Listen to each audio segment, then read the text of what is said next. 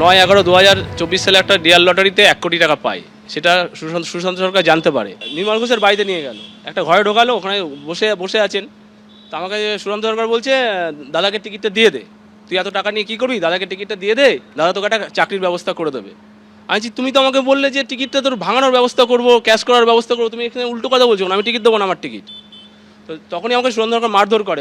আমি যখন চিল্লাচ্ছি বাঁচাও বাঁচাও করে, বন্দুক ধরেছে, বাঁচাও বাঁচাও করে চিল্লাচ্ছি, তখন ওখান থেকে সোফা থেকে তীর্থঙ্কর ঘোষ উঠে এসে আমার গলা টিপে ধরেছে, বলছে তোকে এখনই মেরে দেবো, তোর লাশ গায়েব করে রেল লাইনে ফেলে দিয়ে আসবো, তোর লাশ তোকে পাওয়া যাবে না তোকে, ঠিক আছে।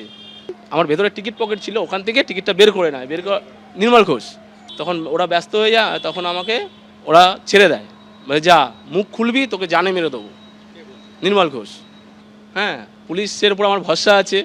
আমি পুলিশের কাছে এটাই আমি দাবি জানাবো যে অবিলম্বে যেন নির্মল ঘোষকে গ্রেপ্তার করা হয়, ঠিক আছে।